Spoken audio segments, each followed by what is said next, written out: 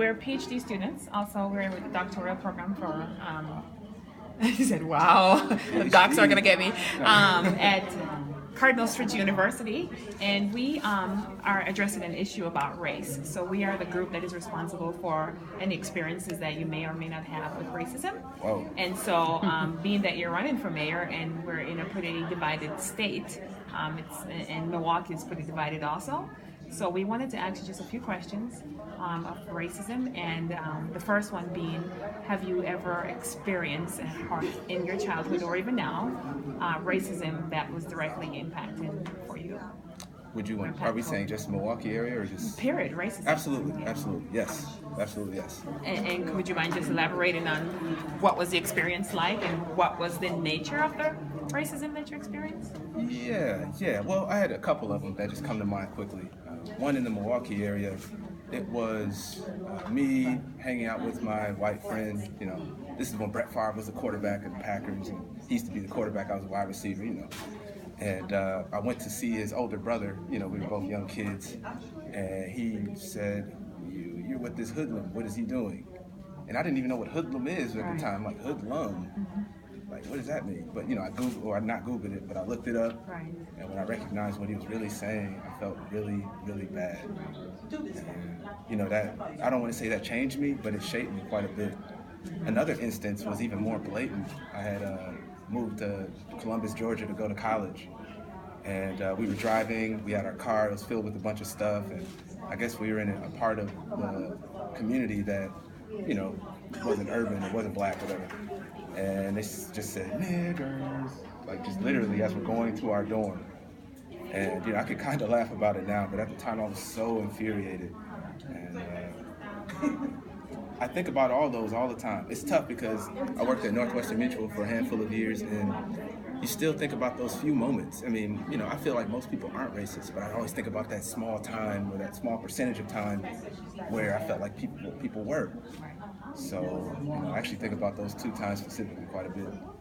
Okay, and thanks for sharing. And so now you're running for mayoral candidate for the Milwaukee area. Yes. And Milwaukee is, when people say Milwaukee, they think just black, right? They think that it's black. However, the majority of the workforce, or the thriving workforce, such as Northwestern Mutual or We Energies or all the other companies, primarily executives and the leaders there, are of a different race and not black.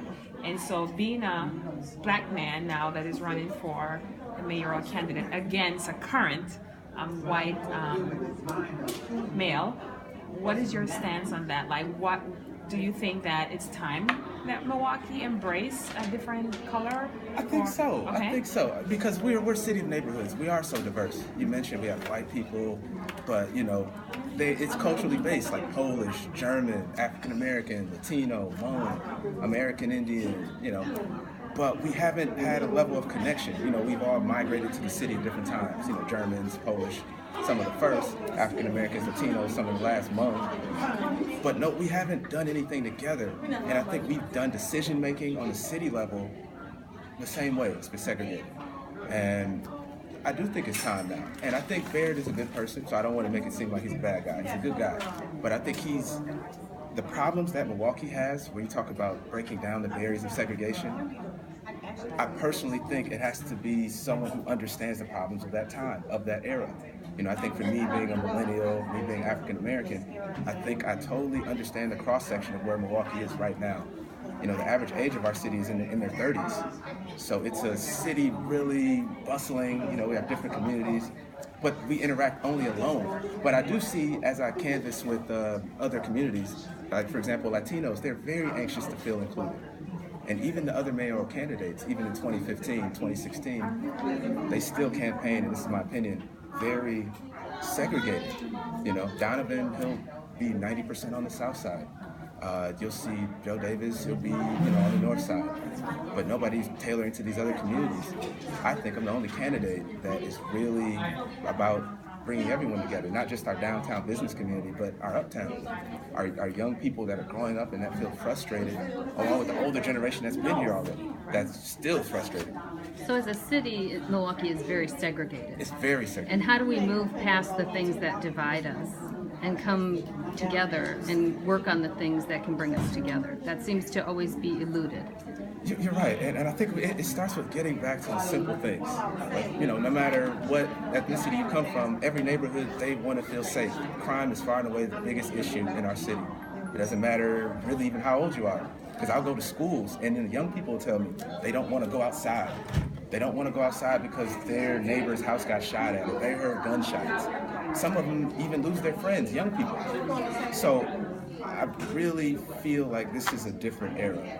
And I don't mean to get lost from the question, but I just really feel like it's a different era and people understand that. But they haven't saw a leader that they could gravitate towards to.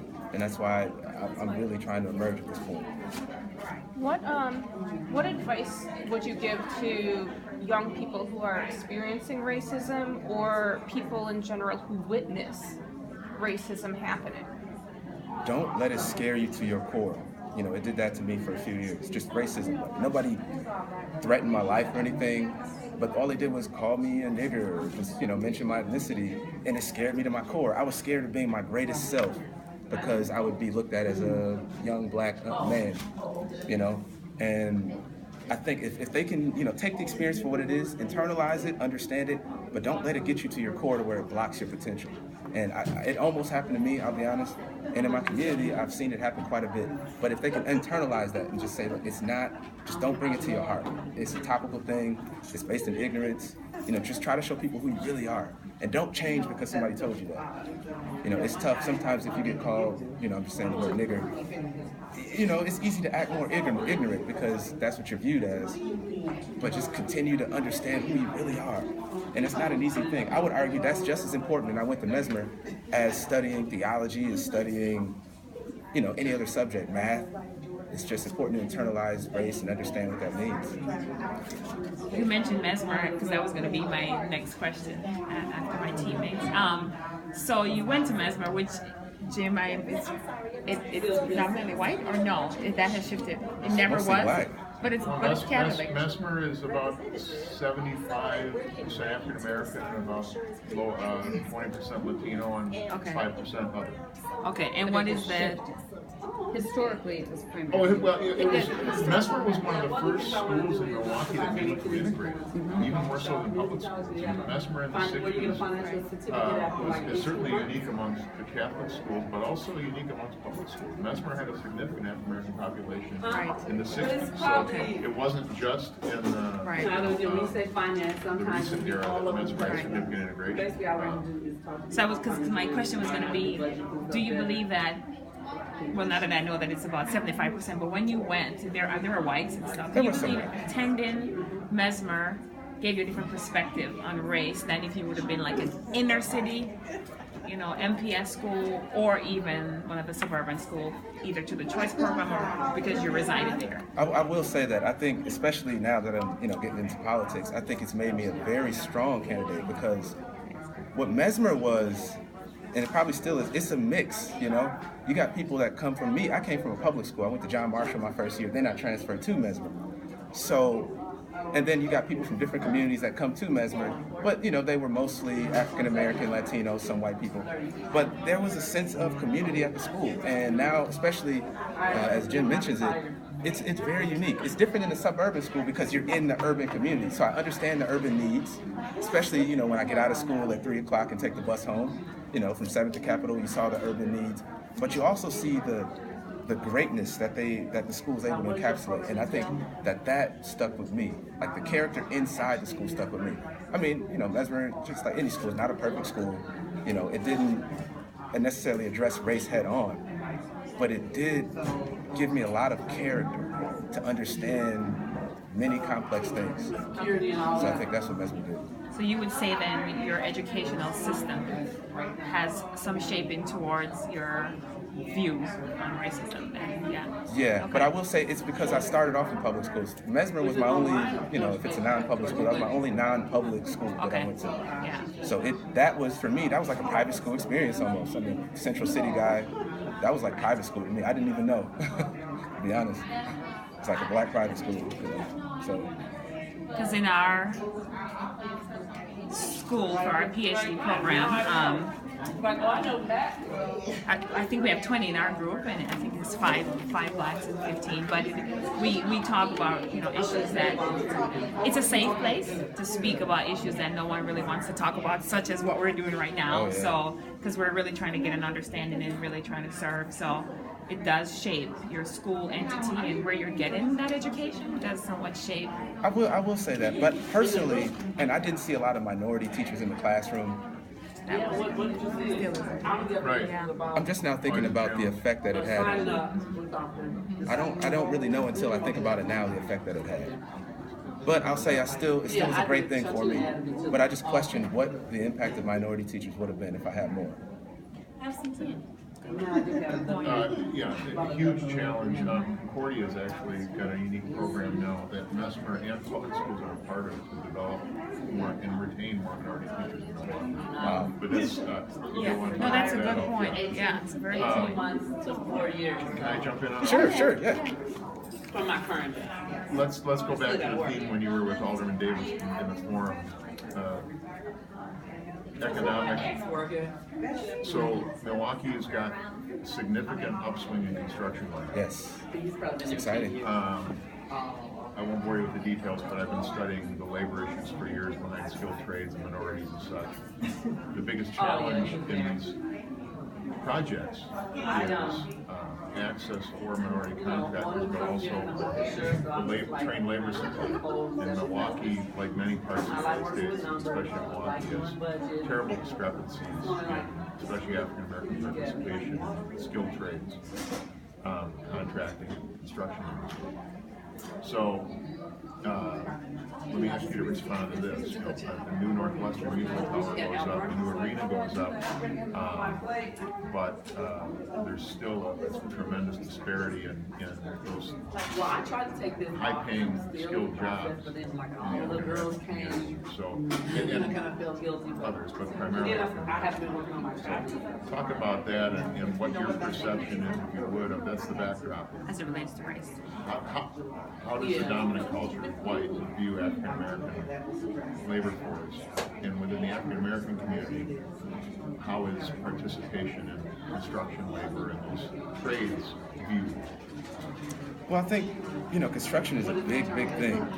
It's an exciting thing. People get excited. Most people are more excited to get into the trades than go get a 4-year degree, especially in central city communities. The problem is, for some reason, and I don't understand why, because on the development side, when I talk to developers, I understand there's a construction gap, like as far as workers. But when I'm in the community, they tell me there's no jobs and they can't find a job. So I've been perplexed for a long time figuring out what is truly the disconnect. We see the Northwestern Mutual building going in the air, we see the arena, but then legislatively, we don't hear people talking about the connection to the opportunity. How many family supporting jobs will actually go to these communities? How many minority contractor participation percentage-wise will we actually have? The apprenticeships. One of my biggest frustrations, and I was against the arena deal as it stood, because it did not give a big number. It didn't say, well, we plan to have 35% apprenticeships for those in the Central City network. These are deals to grow downtown, but not necessarily grow Milwaukeeans. And I'm wondering, is there a racial piece behind it? Because I get to go in different communities and I inspire people. They're like, James, we love you, let's vote you in there. And then I get to talk to them and they tell me that they've never voted before. So then I start to think, and I'm wondering, are we not getting heard because we're not voting? Does the established community know that these communities aren't voting, so they just tailor everything to who's going to support them? And if so, for me, I try to reawaken the electorate, but a lot of people feel disconnected. If you want me to be short, people feel disconnected. We don't believe it. We hear it on TV, we don't believe it. We see the development, but we also see the defunding of education. So, talking about the public schools, and it's not encouraging. People feel discouraged. One last question. You'll be interested in a lot of what's going on. I would love to talk with you. Yes. So we'll wrap it up with the last question. What would be your definition of racism? If you were to put it into a definition beyond what's in What's their zone? on that front. So, and I know that I have to make it work. I would define racism And I know as a system. It's a systematic. It's a systematic and emotional. I want to tell people about it. I don't want to call it a pull away, but it's a systematic and emotional How they do stuff like wall you're not the leader. that you feel like you always get when you go in certain They're very arenas. aggressive in Illinois. It's just that. It's a wall. And even in this election, I understand the walls of Milwaukee, but I said, you know what? I'm a young guy. It's time to break through those walls. We got to do it. We have to. Very good. Thank you. Thank you. Thank you Thank so you. much. Thank Thank you.